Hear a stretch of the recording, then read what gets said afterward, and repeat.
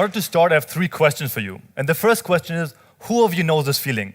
Your heart starts to race, your knees are getting weak, you get this weird feeling in your stomach, your hands start to sweat. Who of you knows this? Raise your hand and say, yep, really loud.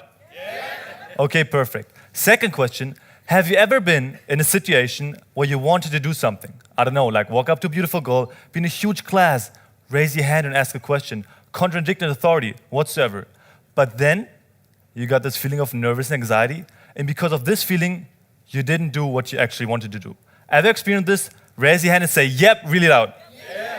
All right, perfect. So last question, have you ever experienced this, been in a situation, wanted to do something, then you were anxious, scared whatsoever, but you still did it and experienced one of 2 things. Either it was not as scary as you thought, or you did it over and over again, and at one point, you were not nervous at all anymore. Have you experienced this? Raise your hand and say, yep, really loud. Yeah. All right, perfect. Because this is exactly the process I will be talking about. More specifically, my whole talk will evolve around the question on how to become more confident. And more specifically, how to overcome social anxieties, how to stop caring what other people might think about you, and basically, how you can do in your own life what you want to do and not be held back by fear. And even though it's the beginning of my talk, I already have an answer for you. And the answer to all those questions is to lay down on the street for 30 seconds. Yeah, so obviously there's a lot more to it. And over the next few minutes, I will tell you the story, how I actually arrived at this conclusion. And to some big extent, it's my own story. So it involves my own insecurities. It involves therapy and coaching, happiness and content at the end, and of course, laying down on the street for 30 seconds. So this story basically begins as far back as I can remember. And I was always kind of like confident, outgoing. You know, I was playing basketball professionally back in high school, so I had my own apartment when I was 16, so every weekend going to clubs and parties and so on. All my friends also professional basketball players. So in high school, I was hanging out with the cool kids, and others would definitely also describe me as confident and outgoing. But how it felt on the inside was often pretty different. So there were like a handful of situations where I would get really nervous or even insecure. And especially on people who were cooler than me, smarter than me, more successful, and so on, I would get shy and even insecure. And this was because I had this huge fear of rejection, huge fear of not being cool, or being exposed as weak. And this kind of fear led to 2 types of behavior. On the one hand, avoidance. So often avoided situation where I might appear uncool. For example, if I would be invited to a big party and I didn't know anybody, I wouldn't go there because there might pop up a situation where I would stand all by myself for like a minute or 2, talk to nobody, and people would look at me and think, hey, this guy's uncool, nobody talks to him. Or what I would do is drag my friends along, so I always had somebody to talk to the whole event. The second kind of behavior was I was looking for approval. So if there was a cooler guy around, I often tried to behave in a way that he appreciated, so he would approve of me and say, okay, he's cool as well. What this meant was that I often would engage in behaviors I myself didn't think were good or right. But you know, I was in high school, I was a teenager, so confronting the thing would also involve admitting it, so I didn't do it and kind of like dragged along this whole thing, right? After high school, I quit playing basketball because I broke my arm, I couldn't play anymore. And then I started to get into psychotherapy and coaching because I was kind of interested in it. And while I was playing basketball, I learned, if you want to become really good in something, what should you do? You should try to learn from the best. So I applied this lesson that I learned in basketball to psychotherapy and coaching. So I went through whole Europe and tried to learn from the best psychotherapists and coaches. So I was going to events, I was going to conferences, walking up to like the most important guy, shake his hand, say, hey, my name is Till, I would like to learn from you. What this meant was I was literally confronted with my fear of rejection all the time. And back then I was thinking, hey, if there would be a good point of time to get over this fear of rejection, it would be right now. Ironically, or fortunately, basically, exactly at this time, I heard about comfort zone challenges for the first time. Back then, I read it in Tim Ferriss' 4 Work Week, and he described it as a technique to, overcome certain limitations and to progress faster in business. And to me, it sounded kind of interesting. And for those of you who don't know what comfort zone challenges are challenges where you consciously put yourself in a situation that makes you nervous or insecure. For example, if you're afraid of rejection, one of the challenges you can do is you go out and try to get rejected 10 times as fast as possible. If you're afraid of embarrassment, you go out and, for example, stretch your arms as high as you can and walk through a crowded street, so embarrass yourself a bit in public. The idea behind it is you do it over and over again and at one point, you stop caring what other people might think. To me, it sounded pretty cool. Why? Because this would mean I could get over my fear of rejection quite easily, right? So I looked deep into psychology and psychotherapy, what they have to say on this topic. More specifically, evidence-based psychotherapy, so cognitive behavioral therapy.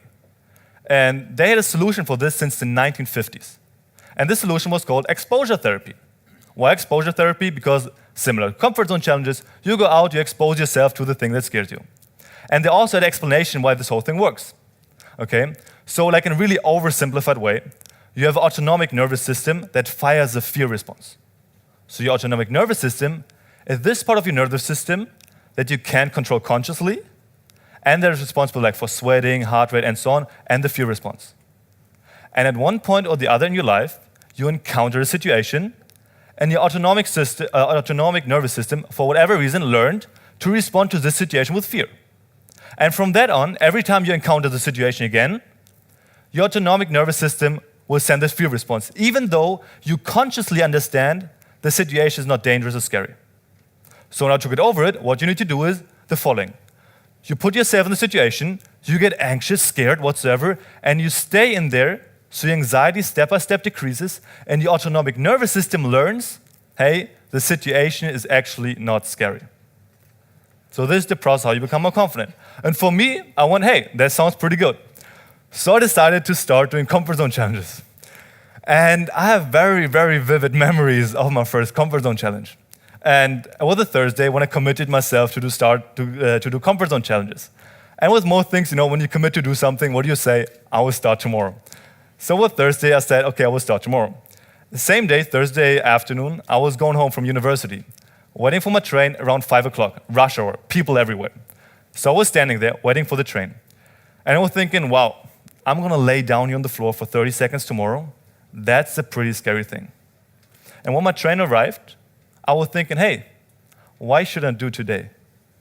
And the moment I just started pondering with the idea, boom, two things happened. On the one hand, my heart started to race, my hands were getting sweaty, it was kind of hard to swallow. This on the one hand. On the other hand, boom, boom, boom. All those really, really good excuses popped up, like your friend is waiting at home, the floor is dirty, what might the people think, and so on, and so on. So I was standing there, kind of like torn in between. On the one hand, I wanted to do it. On the other hand, the excuses and the fear. So what did I say? I said, my train was going to say, fuck it, I will do it tomorrow. So I walked towards the train, and then I can remember it. With the first step, I had this epiphany, this aha moment.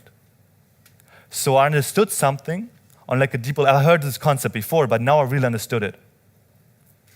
Because this fear will always be there. And those really good excuses will always be there.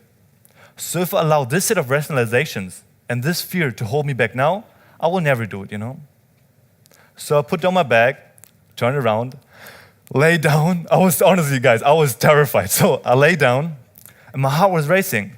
And then I noticed three things. The first thing was, of course, I got a lot of weird looks. People walking past me, giving me weird looks. There was even one mom with a kid. The kid wanted to walk to me because it was interesting. The mom pulled away. Don't go next to this strange dude. But I also noticed that all those weird looks were not as scary as I thought. The second thing that I noticed was that a lot of people were really confused because I knew what I was doing, but they didn't have a clue what I was doing there on the floor, right? And the third thing that I noticed was the majority of the people didn't even care. They didn't even look at me. They walked so close to me, they didn't even look at me. And with every second, I got more and more relaxed.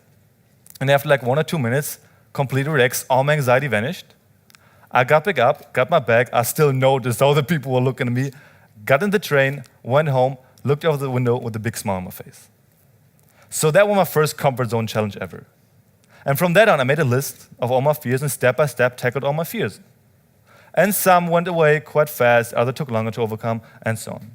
Then I saw how it helped me, so I told my friends about it, so they started to do comfort zone challenge, and had all my friends from whole Europe doing comfort zone challenges, sending each other pictures and videos how we did comfort zone challenges.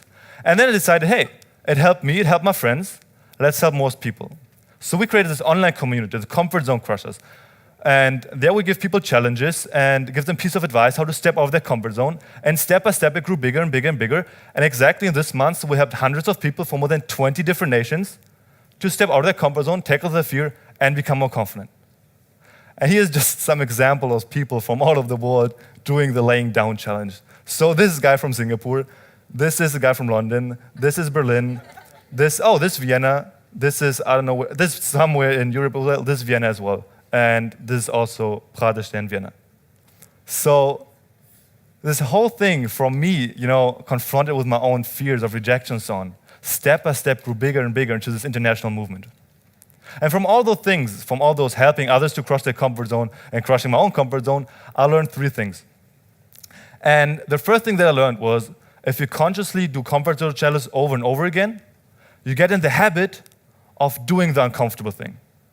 And with most things in life, it's like this. There's something you want to achieve, and between you and the thing, there's a certain discomfort. You want to have a great body, need to work out. You want to be smart, need to study. And through comfort zone challenge, doing it over again, I learned, on the one hand, to ignore the excuses, because most of the time, you have good excuses not to do the thing, right? And the second thing is, I learned to go through this discomfort. So doing comfort zone challenge kind of like bleeds into other areas. The second thing that I learned was that my relationship to fear completely changed. So a lot of people walk up to me and say, hey, Mr. Comfort Zone Crusher, so you still have fears, you still have a comfort zone? Of course. I'm a human being, of course I have fears and so on. And obviously, comfort zone challenges is not a magic pill, so you will not always immediately get over everything. And some things will take a long time to get over. But what changed was that nowadays, even if I want to do something and between me and the thing is there's certain fear, I will still do it. So I'm so familiar with fear and nervousness right now, it doesn't hold me back anymore. And the third thing that I learned was comfort zone challenges gave me a lot of happiness. And you might think, why? Like stretching your arms in the air, running through the like a hallway, or laying down on the floor. Why does it give you happiness? And I think for 2 reasons. On the one hand, because a lot of unhappiness comes from comparing yourself to other people. And if you start to comfort zone challenge, you stop caring what other people might think about you, and you also stop comparing yourself.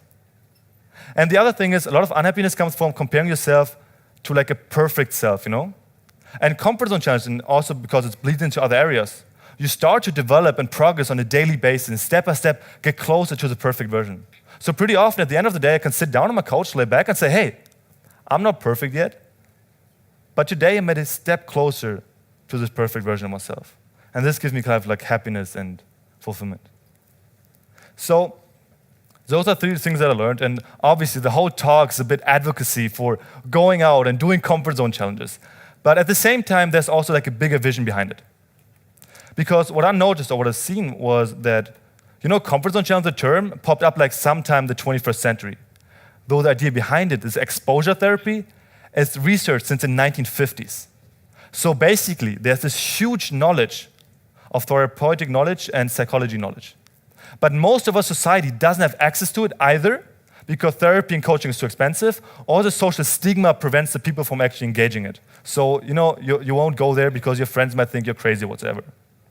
And what our vision or mission is, that we take this knowledge that's there, and from which a lot of people actually would benefit, and we take this knowledge, kind of like dress it up new, and make it accessible to the people.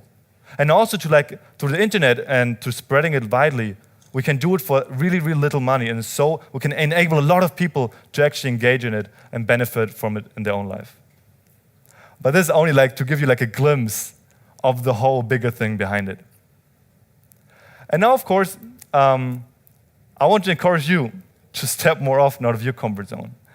And at the beginning of the talk, I asked, okay, who of you know this feeling, nervous anxiety? You all raised your hand, you all said, yep. So this fear and anxiety is something that connects us all and kind of makes us human. And for me, this is a very comforting thought and very comforting idea. So I want to challenge you to, at this year's event, talk to a few more people. Walk up to your favorite speaker, ask them a question. And those people at home who's watching it, close your laptop. Watch two more TED Talks and then close your laptop. Then go out and, lay down on the street, stretch your arms. Do something that's outside your day-to-day autopilot. Because comfort zone challenge not only help you to become more confident, but it also gives adventure to your life and kind of spice up your life. So now I want to finish my talk with a quote that I always try to live by. And this is a quote famously said by Eleanor Roosevelt. And she once said, do one thing every day that scares you. Thank you.